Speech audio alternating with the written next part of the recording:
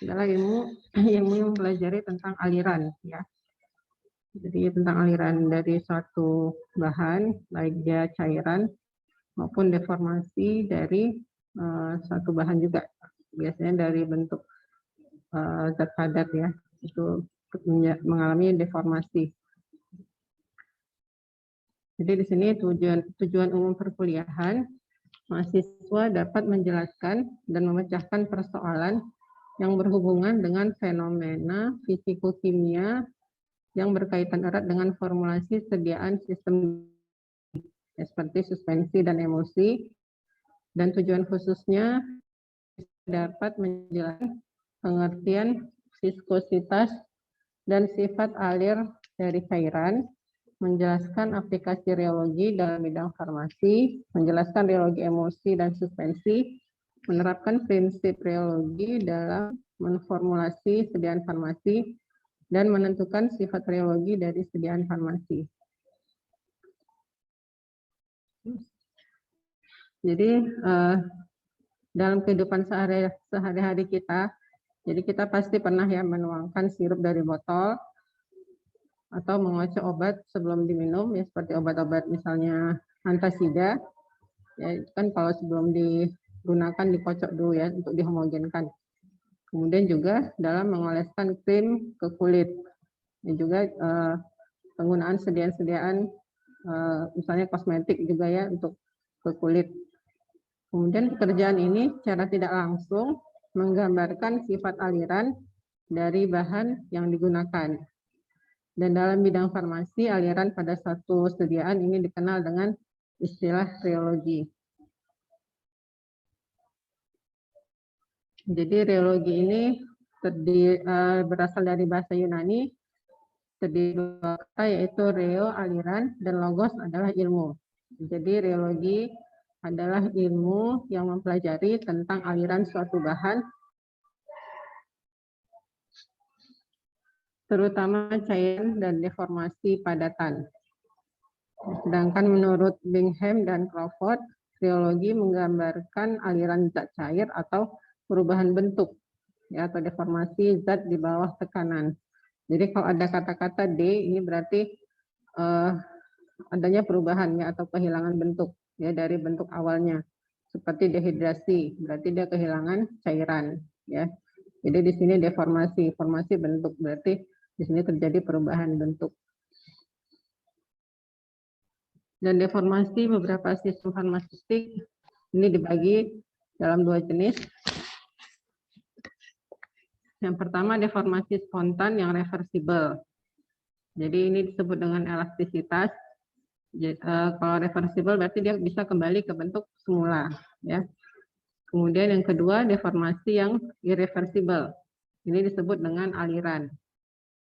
Jadi kalau sudah mengalir tentunya dia tidak bisa kembali ke bentuk semula. Dan aliran merupakan hal penting dalam bentuk sediaan cair seperti suspensi, larutan, emosi, dan lain-lain. Dan reologi ini tentunya terkait dengan viskositas. Ya, jadi viskositas itu sendiri atau kekentalan adalah suatu pernyataan tahanan dari suatu cairan untuk mengalir. Ya, jadi apabila viskositas suatu cairan itu semakin tinggi, misalnya satu cairan itu memiliki kental ya, maka tahanan cairan tersebut untuk mengalir juga semakin besar. Makanya dia menjadi lebih lambat untuk mengalir ya dibandingkan dengan sediaan yang viskositasnya lebih rendah. Ini contoh, air merupakan cairan encer dan kecap merupakan cairan yang kental. Ya, jadi kecepatan mengalirnya juga berbeda ya. Kalau kecap tentunya lebih lambat dibandingkan dengan air.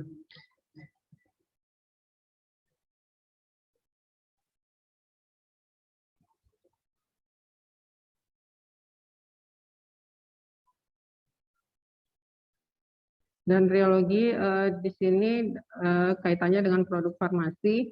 Jadi seluruh produk farmasi itu ya seperti elixir yang free flowing, kemudian suspensi, emosi, salep, krim pasta, gel, foam, juga compact powder, juga yang lainnya.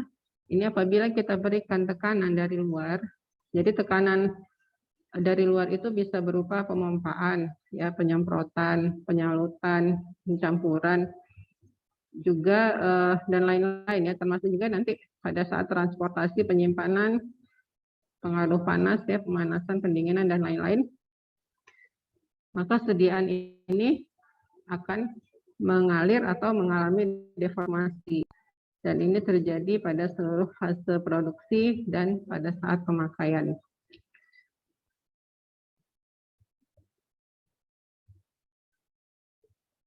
Oleh karena itu, jika terjadi kesalahan hitung dan kesalahan penetapan sifat rheologi dari suatu sediaan pada saat formulasi produk dan uji stabilitas, maka produk ini menjadi tidak elegan dan tidak stabil.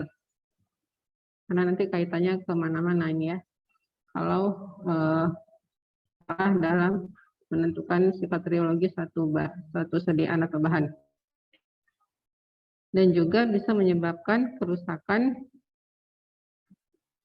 peralatan industri pada pengemasan.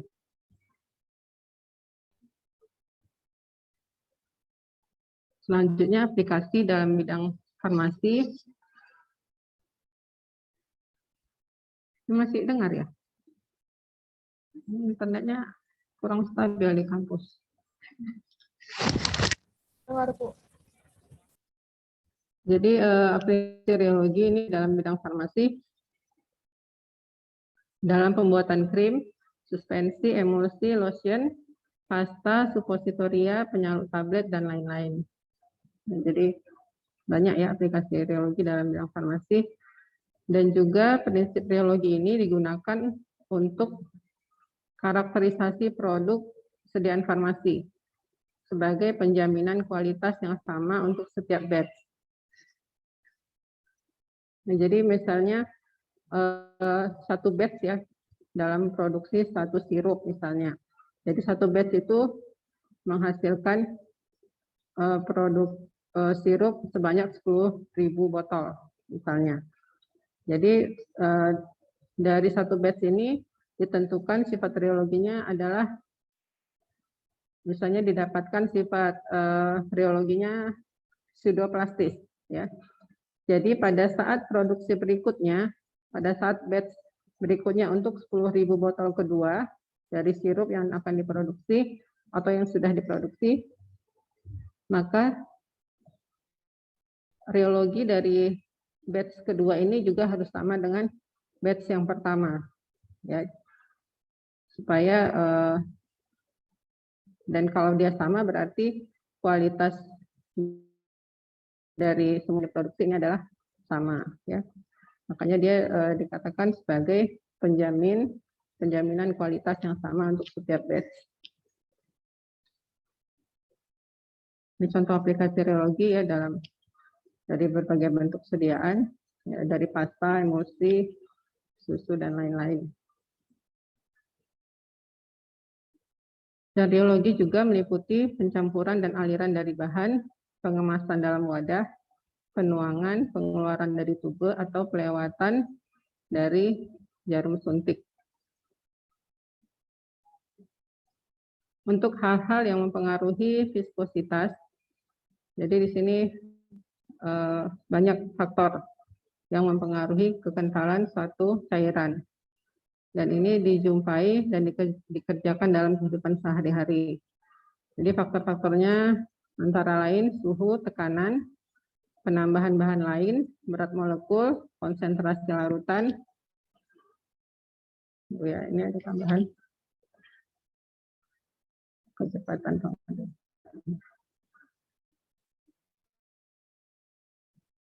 Dan nanti bisa ditambahkan sesuai dengan yang penjelasan di belakang.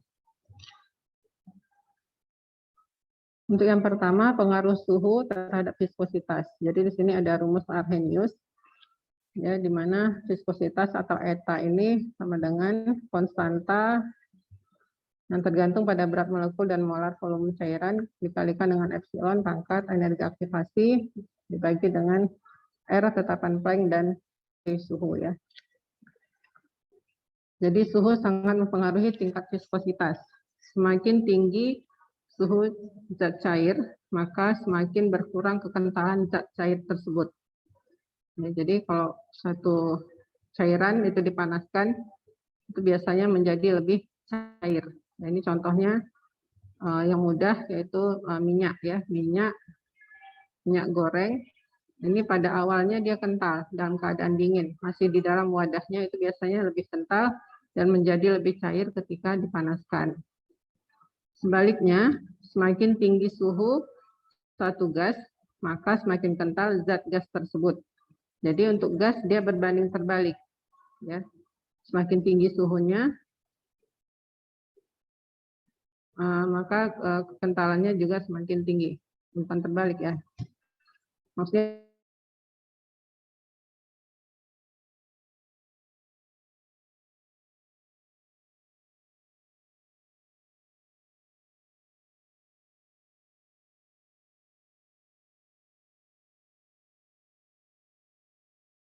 tersusun dari molekul-molekul yang dihubungkan dengan ikatan hidrogen. Tapi ikatan ini akan dipecahkan pada temperatur yang tinggi oleh perpindahan panas dan energi aktivasi akan menurun dengan nyata. Sama seperti yang tadi, viskositas cairan akan menurun jika suhu dinaikkan. Ini yang berbanding terbalik ya pada cairan, sedangkan untuk gas